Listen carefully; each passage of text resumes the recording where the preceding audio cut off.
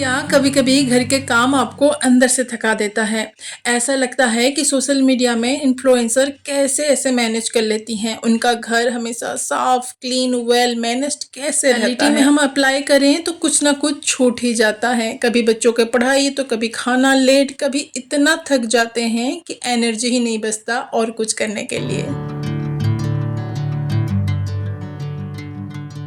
ये बात तो आपने बहुत सुनी होगी कि उठते ही बेड को सेट कर लेना चाहिए, लेकिन हमेशा ये पॉसिबल नहीं होता। सबके उठने के टाइमिंग सेम नहीं होते।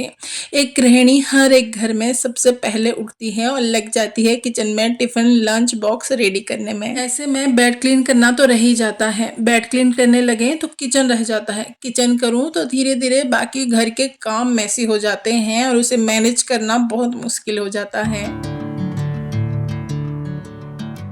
पहले मैं भी ये गलती करती थी। सब कुछ एक साथ करने के चक्कर में कुछ भी मैनेज नहीं हो पाता था। फिर मैंने अपने लाइफस्टाइल के हिसाब से रूल फॉलो किया। सुबह उठते ही पहला प्रायोरिटी मेरा ये होता है कि एक हेल्दी न्यूट्रिशियस लंच बॉक्स बच्चे के लिए प्रिपेयर करके देना। स्कूल जाने के बाद तुरंत आके मैं किचन क्लीन नहीं करती हूँ, ऐसा ही रहता है वो। एक कप चाय खुद के लिए बना के आराम से पीती हूँ, फिर जाती हूँ बेड क्लीन करने के लिए। Guest room, living room, dining room, जो भी रूम थोड़ा बहुत बिखरा हुआ रहता है, उसे बस 2 या 3 मिनट मुझे लगते हैं। अच्छा से एक वज़न लगाती हूँ और उसे क्लीन करती हूँ। देखो, यहाँ पे गलती हम ये करते हैं कि दूसरों को देख के उनके रूल हूबहू कॉपी करने लगते हैं। देखो, दूसरे से कुछ अच्छी चीज़ों से इन्फ्लुएंस होना, आइडिया लेना अच्छी बात है, लेकिन उसको अपने लाइफस्टाइल, अपने टाइम के अकॉर्डिंग सेट करना होता है। देखो, हार्डली 10 या 15 मिनट लगते हैं मुझे हर एक रूम को क्लीन करने के लिए। फिर आती हूँ किचन में, सभी के लिए ब्रेकफास्ट बनता है, उसके बाद जाके मैं किचन को क्लीन करती हूँ, क्योंकि हर एक कुकिंग के बाद मुझे क्लीन किचन पसंद है। और एक गलती जो अक्सर हम करते हैं, लॉन्ड्री बैग को पूरा फुल होने तक वेट करना। जब लॉन्ड्री बैग एकदम फुल हो जाए, उसमें गंदे कपड़े रखने की जगह ना बचे, तभी वॉश करते हैं। इससे होता ये है कि वॉशिंग मशीन में एक साथ 3-4 लोड लगाना पड़ता है। सूखने के बाद उसे लाओ, अच्छे से फोल्ड करो, अपने डेडिकेटेड प्लेस में रखो, आयरन करो। इतना ज़्यादा काम एक साथ हो जाता है कि हम थक ही जाते हैं। ये गलती मैं भी कर रही थी और सुबह से शाम हो जाता कपड़े वॉश करना, फोल्ड करने और रखने में। अगर पॉसिबल है तो डेली एक लॉन्ड्री करें, नहीं तो मेरी तरह वीक में 2 बार फिक्स करें, वेडनेसडे और सैटरडे। वेडनेसडे को मैं जितने भी बड़े साइज के कपड़े होते हैं, जैसे कि bedsheet, curtain, pillow cover, cushion cover, doormat वगैरह गंदा हो तो उसे वॉश करती हूँ। और सैटरडे को वीकली जो भी मैंने पहना होता है या फिर बच्चों का यूनिफॉर्म वगैरह, उससे क्लीन करती हूँ। ऐसे में मुझे बहुत ज़्यादा काम का लोड नहीं होता। लॉन्ड्री बैग भी हमेशा मेरा खाली रहता है और कपड़े भी टाइम टू टाइम क्लीन हो जाते हैं। तो हाय एवरीवन, नमस्ते, जुहार एंड वेलकम बैक। सो आज हम बात करेंगे उस गलती के बारे में जिससे हमारा घर मैसी होता है और उससे क्लीन करने में हम परेशान हो जाते हैं। तक जरूर बने रहिए। लास्ट वाला गलती तो ज़्यादातर हम सभी करते हैं। कभी कभी घर को ओवर डेकोरेट करना भी घर को मैसी और खुद को बहुत ज़्यादा थका देता है। कैसे? देखो, डाइनिंग टेबल मेरा बहुत बड़ा नहीं है, लेकिन बीच में मैंने बहुत ज़्यादा डेकोरेट कर दिया है, तो खाने के वक्त परेशानी आती है। प्लेट्स, ग्लास अच्छे से रखने के लिए जगह ही नहीं होते और मेहमान आ गए तो पूरा डेकोरेशन का सामान हटाना पड़ता है, वापस से क्लीन करके उसके प्लेस में सेट करना पड़ता है।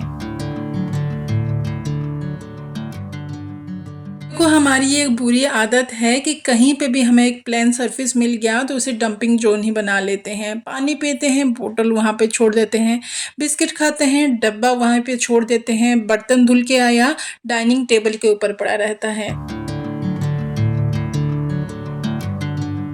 कोई एक छोटी सी आदत हमारी बहुत सारी मेहनत और काम को बचा सकती है।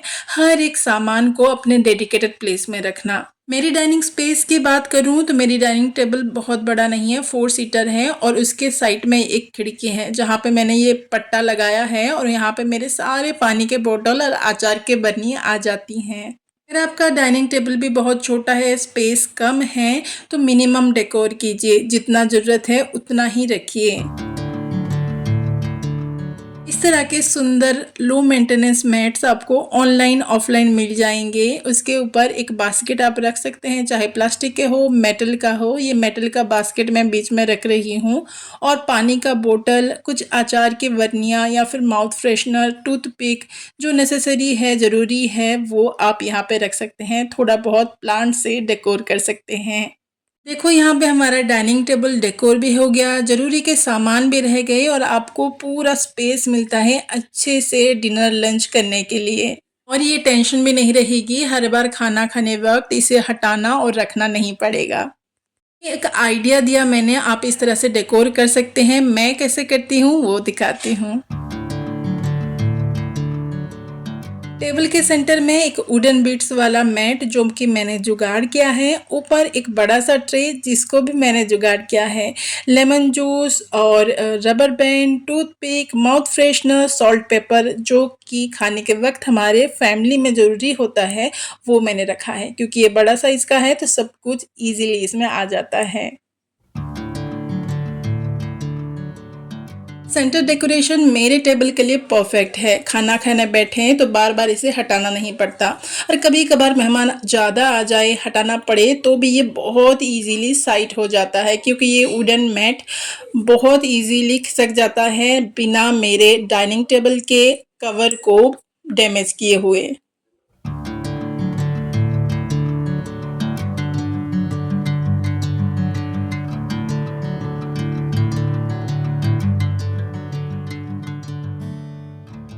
सच बताना, फ्रिज क्लीनिंग भी बहुत टाइम टेकिंग प्रोसेस है, लेकिन करना तो पड़ेगा। पहले मैं हर हफ्ते फ्रिज को डीप क्लीन करती थी, करना ही पड़ता था।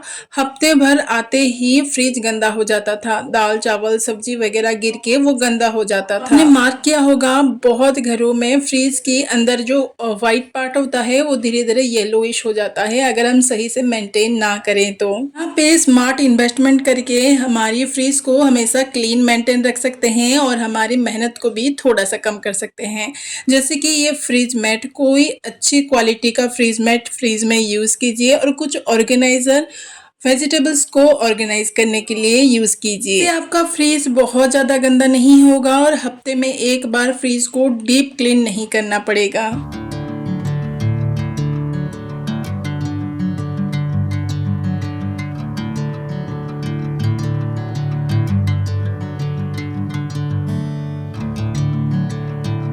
हमेशा रूटीन या फिर प्लानिंग से ही काम करना हमारी मेहनत को कम नहीं करती।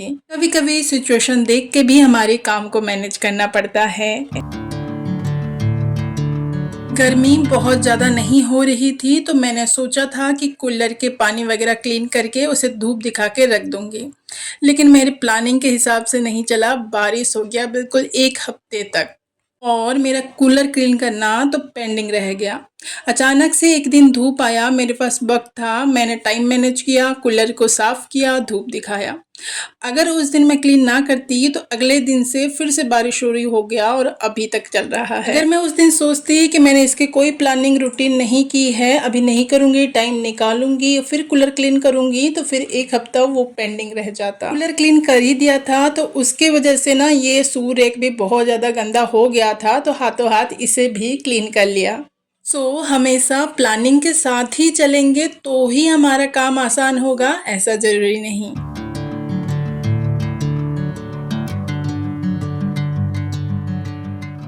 वैसे ये सूरेख मैंने बिल्कुल जुगाड़ से ऑर्गेनाइज किया है, अभी तक नहीं देखा है तो चैनल में वीडियो है, जाके जरूर देखना, या फिर एंड स्क्रीन में मैं लिंक दे दूंगी।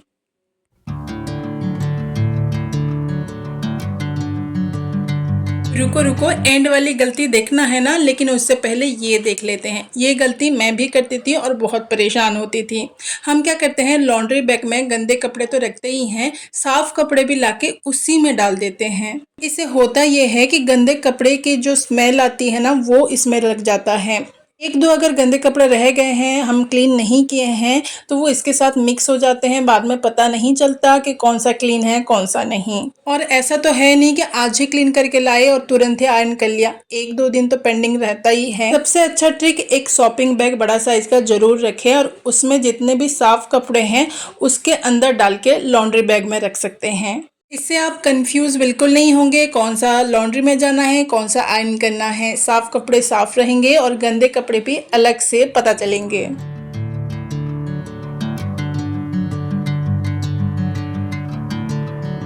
अब बारी है लास्ट वाली गलती की। मैं तो करती थी, आप करते थे या नहीं कमेंट में जरूर बताना।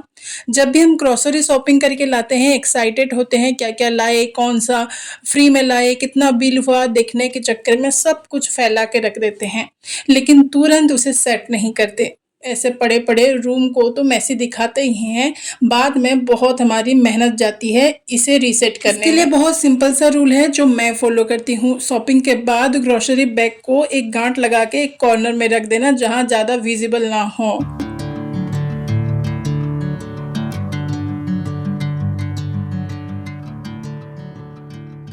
जब भी आपको फ्री टाइम मिले सुकून से ये काम कर सकते हैं कि हम गृहिणियों को ये तो पसंद है कि इसमें कितना डिस्काउंट मिला, क्या लाई, क्या खत्म हो गया है। और इसमें काम भी बहुत होते हैं, डब्बे वगैरह को अच्छे से वॉश करके या फिर पोंछ के फिलअप करना पड़ता है।